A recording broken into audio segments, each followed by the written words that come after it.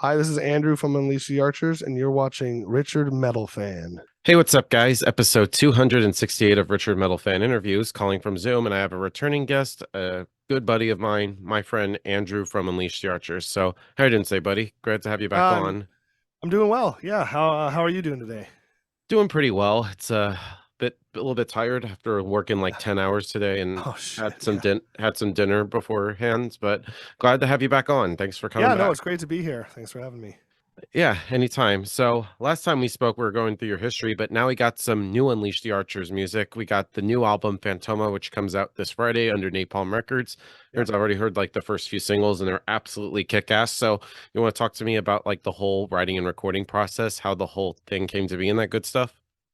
Yeah, so we didn't change much up from how we did things on the previous albums. Britt started with a synopsis. She always writes like a bullet point kind of, here's track 1 through 10, and it's like, here's the basic story outline. So I get that. We get that, and we kind of start writing, having some ideas about how each song is going to sound. And she'll usually be like, "Oh, the first one can be kind of like this Iron Maiden song or something, or this feel or whatever." So then I kind of go from that. Um, and the album doesn't stray too far from where we were on Abyss. I don't think like it's kind of continuing that same path, but there's a few new ideas on it. There's a bit more like hard rock kind of in the album as well, but also some heavier stuff than there was on Abyss. So it's going to be an interesting mix. Yeah, you pretty much answered my next question. I was going to ask you if it was going to musically continue in the same vein in as Abyss, or just like be something new or different than Unleash the Archers hasn't done before. Yeah, it's like there's a few new things on it, but I think sonically it's pretty similar to Abyss. Kind of found a sound we liked with that, and there's a few like things thrown back a bit to Apex as well, and even like some of the earlier albums. Like one of the songs, actually, "Seeking Vengeance," has Braden, the original growler for the band, doing guest growls on it. Oh wow. Because we Oh, kind of, that was a bit more of a melodic death metal song, and he tracked a few of the vocals when we ran out of time in studio. So Britt went into his place in Vancouver to do some extra ones, and while she was there, she was like, "Hey, you're here. Why don't you do some vocals?" So yeah.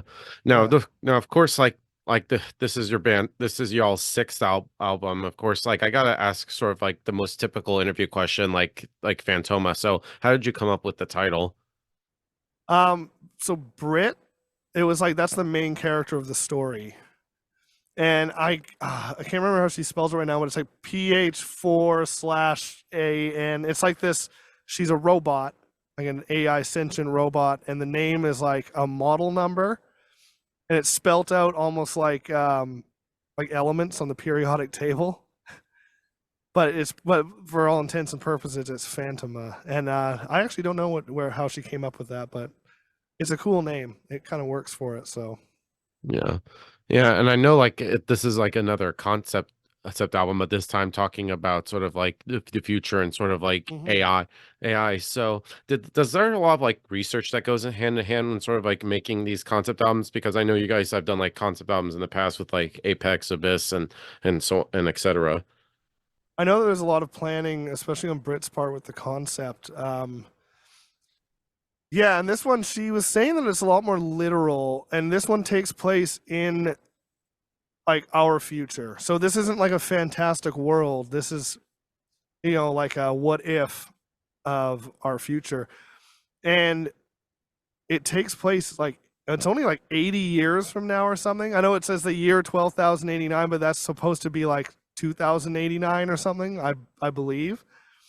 Um, so it's kind of like I remember she was saying in another thing that it was very much originally based off of like the Terminator style AI, Blade Runner, and not so much the like what we're currently going through kind of AI like Midjourney and Chat GPT and stuff like that. Obviously, that ended up being kind of like worked into some of the concepts because it's such a big thing right now. But the initial thing was kind of like, yeah, more of like a Terminator, Mad Max kind of thing, I believe. Yeah.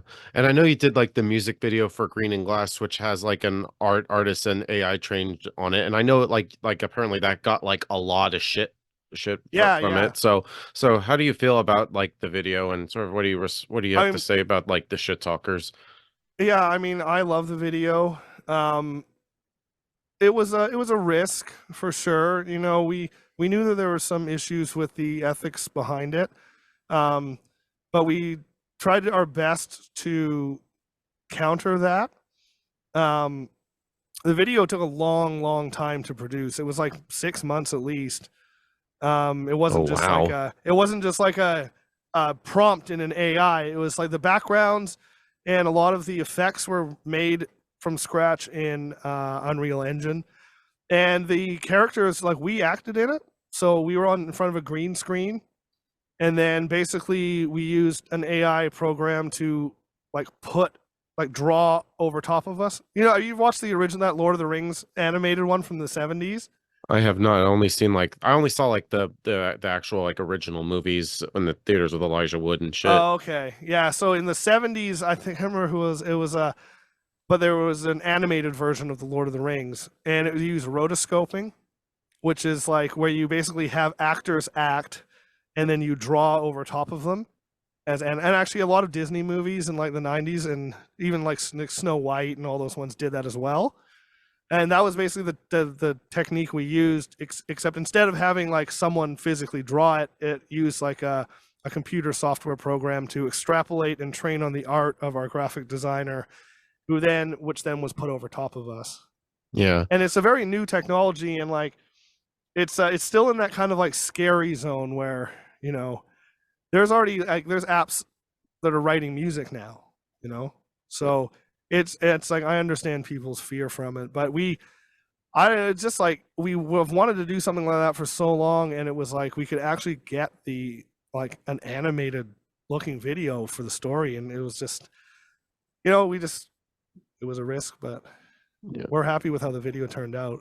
Yeah, and of course, like AI is becoming like like increasingly like more out there nowadays because I know like there's like the AI generated artwork, and even I know that there's some like AI kind of like voice cloning. Like some people would Yeah, like do it for like fun. There's always like the mixed feeling. Like some people like are kind of like against it, and then some people are like what if like this like deceased artist would sing like this artist like there's yeah. always like the There, like a balance like a weird kind of 50-50 like that. So I, how do you feel about like AI yourself?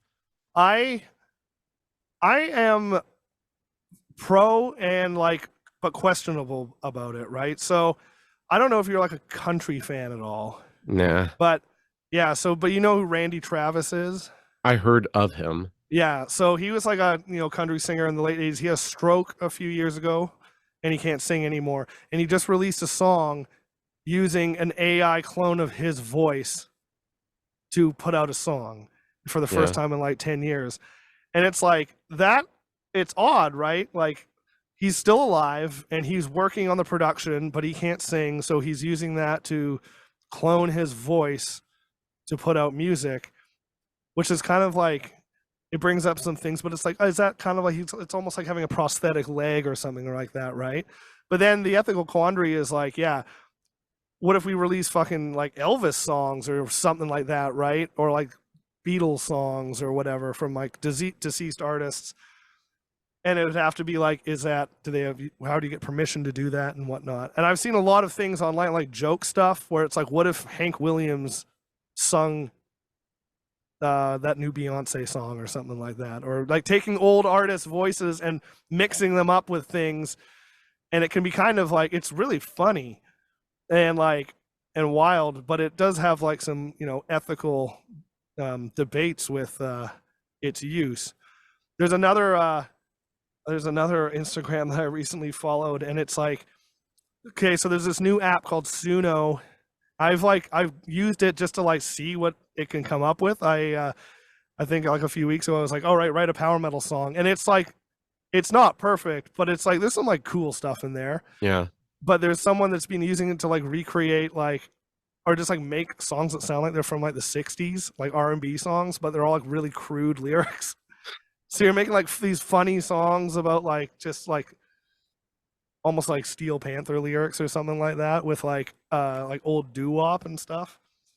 So it can be used in like if it's used in like a joke way like that, but I don't know where it's gonna go. Yeah. And as an artist myself, I like I like new tools and whatnot. I mean, there was a lot of pushback when drum sampling and even guitar modeling kind of came out, and you had like replicated sounds being put over drums, or you had drum machines, so now people aren't even playing, right? And it's kind of like an auto tune and Yeah. like pitch correction and all that kind of stuff. I mean, I think that within art, there's always a way to utilize these tools in a honest way. Yeah.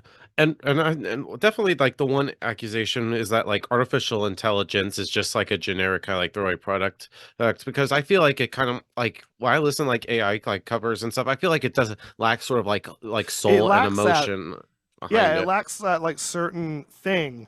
So I think like a fully created product with that is never going to be like. I mean, it could get to the point where you wouldn't even notice, and it's like it's getting close. But I think it's like if it's used in conjunction with like honesty, I think it can be a good thing. I know of some artists that are like will use generative AI to get an idea. Say it's like you want to make a painting or something. You can type in some prompts and you can get a picture of kind of what you had in mind, and then use that as kind of a base to start your art from. And that's one way to do it. I mean, like just pumping out AI art and calling it your own, it's like that's not really. Yeah, it's just That's like a kind of where lazy the line is half-ass drawn. kind of It's a thing. lazy half-ass thing, right? Yeah. Yeah, and I even saw like like it was like a couple of days ago, like I saw Metal Archives that pretty much aren't accepting like bands with AI generated albums and they'll Yeah, be booted out. Oh, so think it's awesome that like don't even take accept that shit. yeah. No, I think it's fair. And like when it comes to music, like I there's no AI that I use on the album. Like I'm still writing music, and I will always write music that way.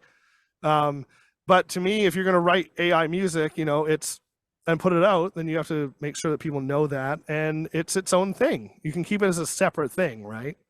Yeah, yeah, totally. Wait, and of course, like this is also this going back to the new album Phantoma. This is also like the first album with, of course, your current bassist Nick Miller. So, did Yeah, he bring in something new to Unleash the Archers that you all didn't have before? yeah. Well, he's got some writing credit on this album. So the song "The Collective" starts with this kind of cool, like synthy. It almost sounds like Daft Punk a little bit. It's got some vocoder and stuff. And he had written that part and put it together in like a demo. And we're like, wow, that's really cool. So we just used it straight up. And then he had some ideas for a song. And then we ended up taking some of those parts and chord progressions and using them in the collective as well. Like the chorus and the big, cool, heavy thing I don't know if you've heard the album yet or not, but I have not I've only heard like the singles, and I'm still yeah. waiting for my CD to come in the mail. So yeah, he got some parts on that, and it was nice getting him in. And he's in a tech death band, but he was writing for us, right? He wasn't writing like neoclassical tech shred stuff, which maybe one day we'll add in. Yeah, But yeah, but yeah. it was Like cool. Unleash I the just Archers goes Archspire. Yeah, exactly. But it was cool having another person on board. On Abyss, the bass was not very present, and it was a friend of mine that I got into just like we needed a bass player, so he was just there to do a session job, and he did a great job. But obviously in the mix, it's just kind of blends in. Whereas with this album, having Nick there, we put a lot of time into like writing cool bass lines, and we made sure it was like in the mix so you could hear it. I remember sitting with him and like there's drum fills and he's working to make them all work with the drum fill and whatnot. And there's some really cool stuff in there. He's Yeah. not just copying the guitar, which was really nice. It was almost like because on Apex when we had Nico did a lot of like cool bass lines as well. So it was nice having that kind of added back into the mix this time. Right. And I kind of wanted to throw it back a little bit because next year is going to mark 10 years of Time Stand Still, which is definitely, in my opinion, my favorite Unleashed the Archers record. And I believe, correct me if I'm wrong, that was like your first record with the band. Yes, yes. So, so I think I might have asked this the last time we spoke, but do you have like a certain like memory or a different like feeling about it now, almost a decade ago versus how you feel about it now? It's I like the album. I'm not a fan of it was a struggle getting that together. I joined kind of in the beginning of the production of that album, and there was a few songs already written, and the guitarist, like the main songwriter of the band, had left. So I came in and I kind of had to like finish the rest of it. And Grant had a few songs, and even the old guitarist had a few songs, and then there was like a bunch of space. So I came in, and we were all kind of figuring out how we were going to work together, and it I think the end product was pretty good, but it was a weird kind of time putting it together. We do have something lined up for the 10-year anniversary. I can't say what it is. You'll tell me when I turn off the recorder. Yeah, I will. But so my biggest problem with that is like that album was a big deal for me. It was the first I played in bands for a long time. That was the first big production album I had done. And I think the first song I wrote for the band was Test Your Metal. Definitely one of my favorite Unleash the Archer songs. I was actually listening to it on the way home from work. I still love that song. And yeah, it was definitely like, and Britt was just like absolutely like at the top of her range and pushing really hard because the band had kind of gone through a bunch of drama, you know, just like with people leaving and whatnot. And it's hard to keep a band together. It really is. So I guess it's like we had something to prove on that album, and we kind of refined the sound down. But yeah, I mean, my biggest problem with it is I'm not as big of a fan of the like production, the sound of it, and I think that it could use a little boost. But it's still a great album. Yeah. But I think I was like 24 when that came out, so it's been a while. Yeah, I was only like 21, and and I'm 30 now. Yeah.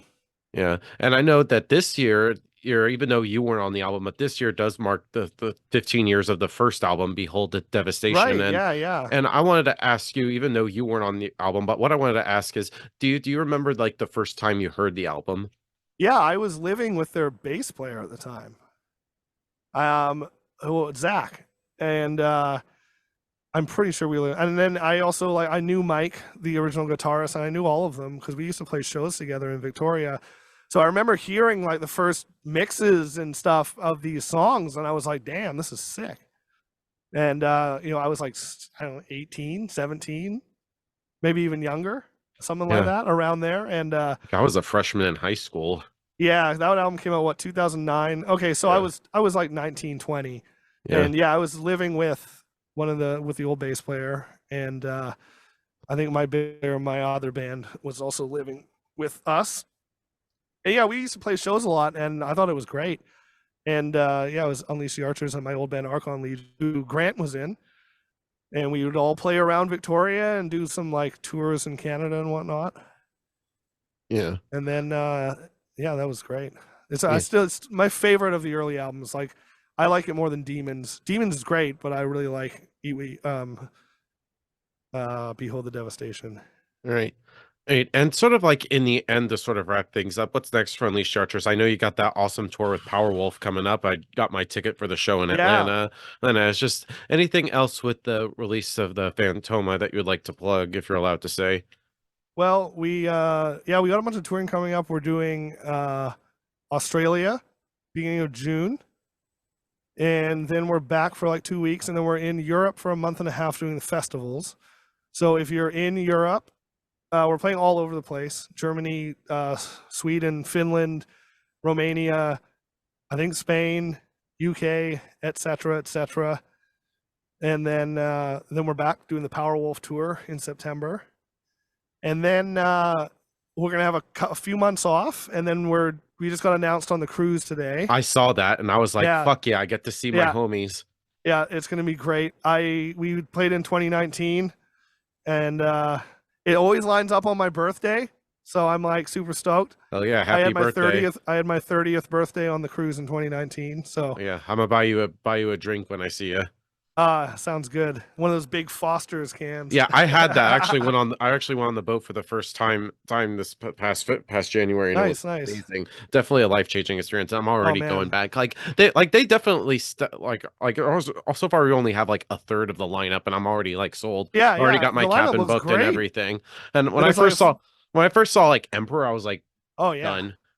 Yeah, I saw like Emperor and like Sonata Arctica and like a bunch of like bands I used to love. I'm like, this is gonna be great. I can't wait. Yeah, I get to knock off Um, even more bucket list bands. Even yeah, though I've already saw exactly. Emperor. I already saw Emperor at Psycho Vegas a couple years Yeah. ago. I haven't seen him yet, but I was a huge Emperor fan back in the day. So Yeah, they're definitely like my gateway into black metal. yeah. Yeah, but thank you, buddy, for this conversation. It's great to have you back on. I'm really looking forward to the rest of Phantoma. It's just any final words you want to say to the viewers that are watching us to close this out? Basically, album's coming out this Friday. I don't know when this episode is going to air, but May 10th. And then we actually have a single coming out tomorrow, the last one. And yeah, basically gearing up for a bunch of touring. So we'll hope to see you on the road and in any cities. And then last thing after that break, we're booking a tour in next spring as well, headline in Europe, I think. Awesome. So everybody, my buddy Andrew from Unleash the Archers, we'll see you next time.